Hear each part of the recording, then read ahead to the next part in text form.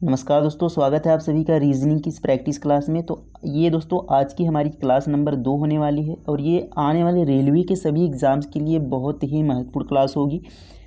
और इन सभी प्रश्नों को दोस्तों ये प्रीवियस ईयर के आए हुए प्रश्न हैं जो अलग अलग एग्ज़ाम में प्रश्न पूछे गए हैं, और जितने भी संभावित प्रश्न बन सकते हैं वो भी हम इस क्लास में सॉल्व करेंगे। तो चलिए फर्स्ट क्वेश्चन से स्टार्ट करते हैं। फर्स्ट क्वेश्चन है कि उस विकल्प का चयन करें जो तीसरे शब्द से उसी प्रकार संबंधित है जिस प्रकार दूसरा शब्द पहले से संबंधित है। तो सबसे पहले आप क्वेश्चन को ज़रूर सॉल्व करें, वीडियो को रोककर खुद से सोचें, उसके बाद वीडियो को देखें। तो दूसरा जिस तरीके से पहले से संबंधित है उसी तरीके से बताना है कि इस प्रश्नवाचक चिन्ह के स्थान पर कौन सा शब्द यहाँ पर ऑप्शन में से आएगा।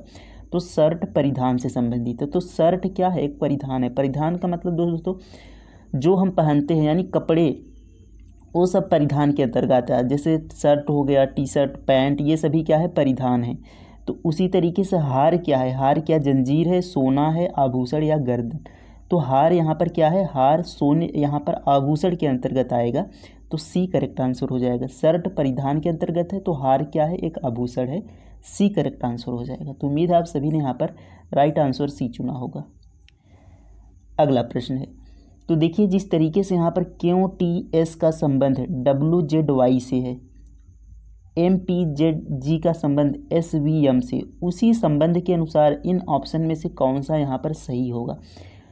तो यदि आप पूछेंगे कैसे पता कि किस में हमें संबंध देखना है, तो आप एक चीज़ ध्यान रखें, अनुपात के ये आपका अनुपात है, अनुपात के दो पास वाले शब्दों को यहाँ पर संबंध देखना होता है, और समानुपात के बाद जो यहाँ पर होता है दो अनुपात वाले शब्दों के आसपास के, इन्हें हमें संबंध देखना होता है।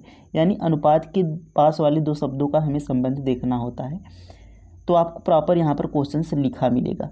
तो चलिए देखते हैं यहाँ पर कि किस तरीके से ये संबंधित है। तो यहाँ पर हम क्यों से चलते हैं डब्लू पर। तो क्यों का दो हमारा दोस्तों अल्फ़ाबेट यानी A to Z, A B C D, इस तरीके से क्यों 17वें स्थान पर आता है और डब्लू 23 स्थान पर आता है। तो 17 से कितना हो गया? 23 हो गया। कितना प्लस जोड़ा गया? तो प्लस यहाँ पर 6 जोड़ा गया, तब जाकर 23 बन गया। अब देखिए टी से चलते हैं जेड पर। टी दोस्तों हमारा होता है 20 पर और जेड हमारा होता है 26 पर। तो 20 से 26 यहाँ पर भी प्लस 6 किया गया। अब देखिए यस दोस्तों हमारा 19 पर होता है और वाई हमारा होता है 25 पर, यानी 19 में प्लस 6 करेंगे तब जाकर 25 बनेगा। तो सभी में अगर आप ध्यान दें तो सभी में प्लस 6 हुआ है, यानी सब में प्लस 6 जोड़ा गया है। इसमें देखेंगे तो 13 होता है और यस 19 होता है, तो 13 6 19 हो गया। पी 16 पर होता है और वी 22 पर, तो 16 6 22 हो गया। और यहाँ पर जी 7 पर होता है, एम 13 पे, यानी 7 6 13। तो इसमें भी यहाँ पर क्या हुआ? 6 6। तो सब में क्या हुआ है? 6 प्लस हुआ है। तो अब हम देखते हैं ऑप्शन में से किस में 6 यहाँ पर प्लस हुआ। तो इसको हम एक बार क्लियर कर लेते हैं। तो ये हो गया क्लियर। तो सभी में क्या हो रहा था? प्लस 6 हो रहा था। तो यहाँ पर हम देखें तो यच होता है दोस्तों 8 पर। 8 से देखिए यहाँ पर 6 जोड़ेंगे तो 8 6 14। अब देखिए के होता है दोस्तों 11 पर, तो 11 और 6 जोड़ेंगे तो 11 6 17 हो जाएगा। डब्लू होता है दोस्तों 23 पर, 6 जोड़ेंगे तो 23 3 26, और यहाँ पर 23 3 26 हो जाएगा, जेड आ जाएगा। फिर उसके बाद फिर से ए से स्टार्ट हो जाएगा, तो यहाँ पर 3 पर आ गया सी, यानी इसमें भी प्लस 6 हुआ है। तो ऑप्शन ए ही हमारा क्या हो जाएगा? करेक्ट आंसर हो जाएगा, क्योंकि इन सब में प्लस 6 हुआ है। तो इस तरीके से हमें प्रश्नों को सॉल्व करना था। उम्मीद है आप सभी को समझ में आ गया होगा। अगले प्रश्न पर चलेंगे। अब देखिए यहाँ पर सी से दोस्तों यक्स बनाया गया है, डी से यहाँ पर क्या बनेगा ये हमें बताना है। तो देखिए सी के बाद क्या आ गया दोस्तों? यक्स आ गया। तो यहाँ पर अगर हम देखें तो सी एक्स, तो एक्स क्या है? ये सी का क्या है? एक्स। तो सी का विपरीत होता है कि विपरीत मतलब क्या होता है कि विपरीत में क्या होता है कि आप दो लेटरों के प्लेस वैल्यू यानी जिस स्थान पर आते हैं उनको जोड़ेंगे तो हमेशा 27 बनेगा। जैसे सी 3 नंबर पर आता है, एक्स 24 नंबर पर आता है, इनको जोड़ेंगे तो हमेशा ये 27 बनेंगे। तो जो विपरीत होते हैं उनका योग हमेशा 27 होता है, ये आप ध्यान देंगे। तो सी का विपरीत यहाँ पर एक्स लिखा गया है। डी का विपरीत क्या हो जाएगा? तो डी का विपरीत याद रखेंगे, डी का डब्लू होता है। तो डी का विपरीत यहाँ पर डब्लू हो जाएगा। Option number B correct answer हो जाएगा। अगला प्रश्न देखेंगे। देखिए यहाँ पर अगला प्रश्न है कि दिए गए विकल्पों में से उस अक्षर समूह का चयन करें जो निम्नलिखित श्रृंखला में प्रश्न चिन्ह को प्रतिस्थापित कर सके। तो ये दोस्तों हमारा एक लेटर का सीरीज है। इस प्रश्नवाचक चिन्ह के स्थान पर कौन सा शब्द आएगा वही हमें बताना है। तो चलिए देखते हैं कि ये सीरीज किस प्रकार से चल रही है। देखिए सी है, सी के बाद दोस्तों एफ आ गया, यहाँ पर देखेंगे तो सी के बाद एफ, तो सी का होता है तीन नंबर पर आता है, एफ 6 नंबर पर आता है। तो 3 से 6 पर जाने के लिए +3 करना पड़ेगा। अब देखिए एफ से यहाँ पर दोस्तों क्वेश्चन मार्क पर जाना है, और एल से देखिए यहाँ पर ओ पर जाने के लिए, तो एल होता है 12 पर, ओ होता है 15 पर, तो 12 3 15, तो लास्ट में भी +3 हुआ है, यानी इसमें भी +3 होना चाहिए। तो 6 में +3 करेंगे, एफ में +3 करेंगे, अगला लेटर लेंगे तो 6 3 9, 9 पर आता है दोस्तों हमारा आई। तो आई देखिए किस ऑप्शन में है पहले, तो इसमें आई नहीं है, इसमें भी पहले आई नहीं है, देखिए इसमें पहले आई है, तो बी वाला हमारा क्या हो जाएगा, करेक्ट आंसर हो जाएगा। यानी पूरा हमें यहाँ पर सॉल्व करने की ज़रूरत भी नहीं थी, केवल पहले लेटर से हमने यहाँ पर पता कर लिया ऑप्शन से। और पूरा चेक कर लेते हैं, तो जे होता है 10 पर, एम होता है 13 पर, तो 10 3 13, 13 3 16 होना चाहिए, और 16 के बाद 19 होना चाहिए, 19 पर यस आता है, सही है, 19 3 22, तो यहाँ पर 16 होना चाहिए, तो 16 पे हमारा पी आता है, तो बिल्कुल यहाँ पर सही है ऑप्शन नंबर बी। तो उम्मीद है आप सभी को ये समझ में आ गया होगा कि सब में +3 हुआ है। अगला प्रश्न है कि वेटर, यहाँ पर WAITER को देखिए इस तरीके से लिखा गया है, जंपर को क्या लिखा जाएगा ये हमसे यहाँ पर पूछा गया है। तो चलिए देखते हैं, सबसे पहले इनके प्लेस वैल्यू को लिखते हैं। तो W होता है 23 पर, A होता है 1 पर, I होता है दोस्तों 9 पर, T होता है 20 पर, E होता है 5 पर, R होता है 18 पर। तो ये आप याद कर लेंगे, 1 2 बार पढ़ेंगे तो आपको याद हो जाएगा। अब देखिए इसको कैसे लिखा गया है, तो यहाँ पर देखिए 24 29 23, तो 24 29 23, तो यदि आप थोड़ा सा दोस्तों यहाँ पर ध्यान दें, तो 23 और 1 को जोड़ लेंगे तो यहाँ पर 24 बन जाएगा, यानी 2 लेटर्स के प्लेस वैल्यू को जोड़ लेंगे तो यहाँ पर बन रहा है। तो 20 और 9 को जोड़ लेंगे तो 29 बन रहा है, 8 और 5 को जोड़ लेंगे तो 8, यहाँ पर 18 5 23 बन रहा है। तो देखिए 24 29 23, 24 29 23 यहाँ पर दिया है, यानी 2 लेटर्स के प्लेस वैल्यू को जोड़कर यहाँ पर लिखा गया है।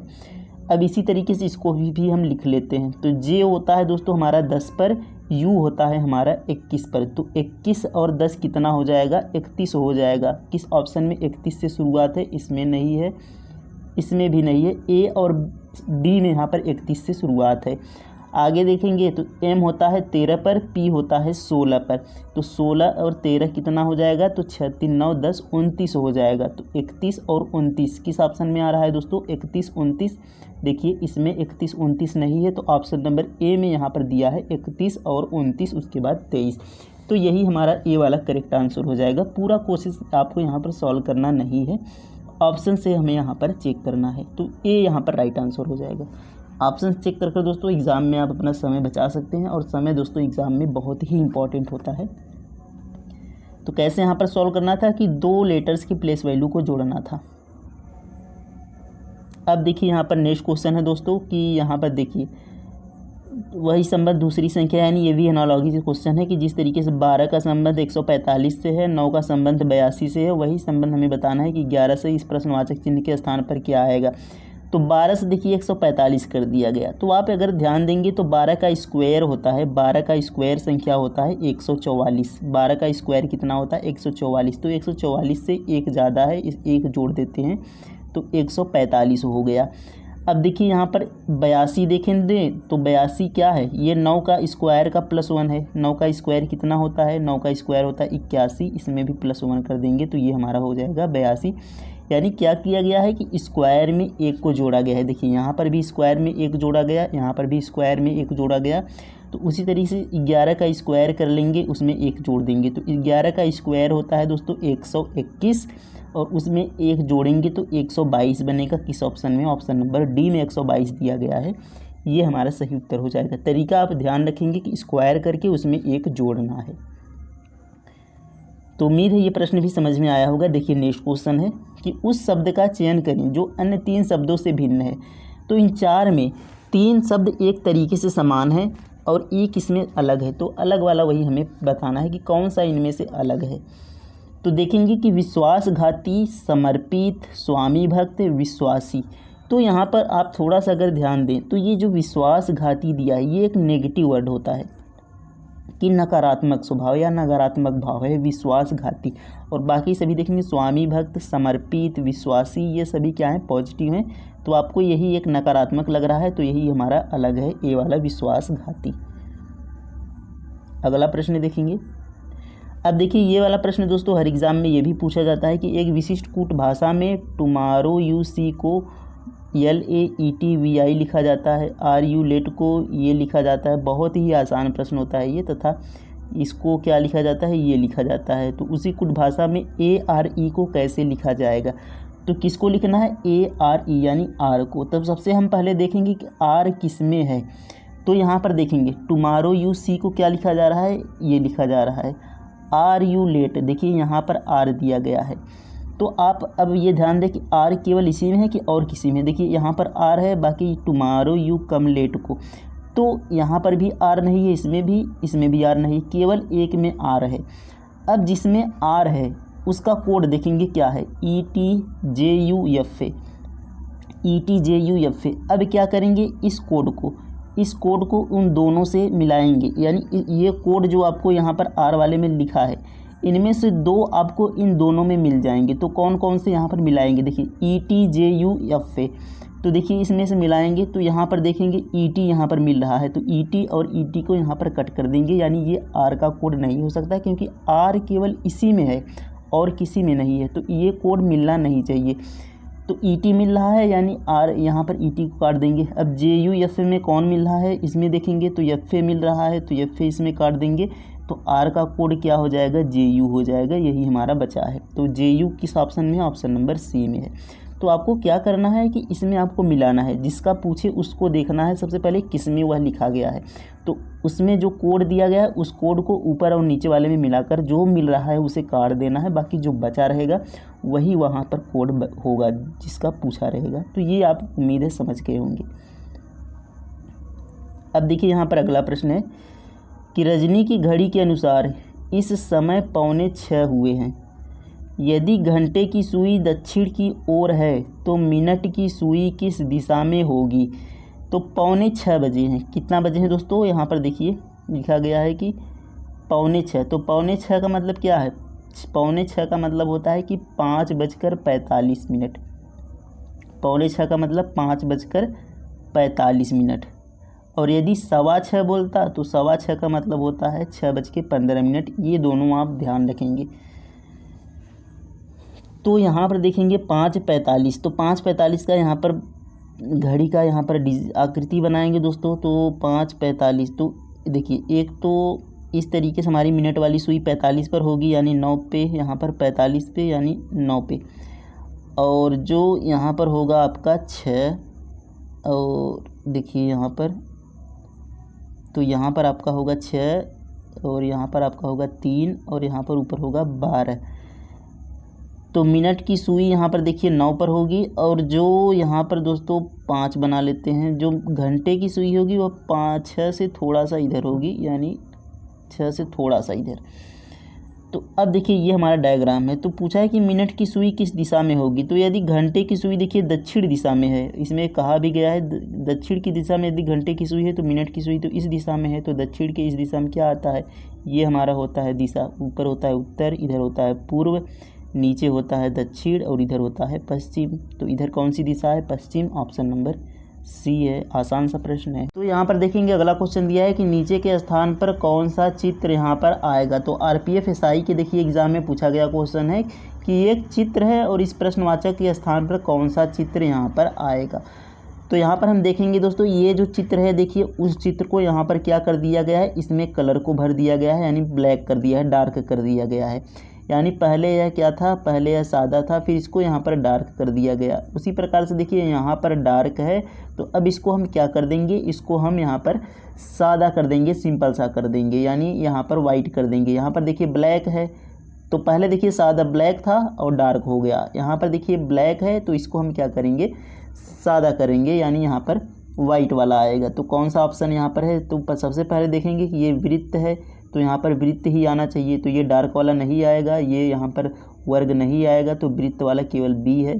तो ऑप्शन बी यहाँ पर आएगा। तो चित्र वाले प्रश्न जो भी होते हैं आसान से आते हैं, आप आसानी से उसको बना पाएंगे।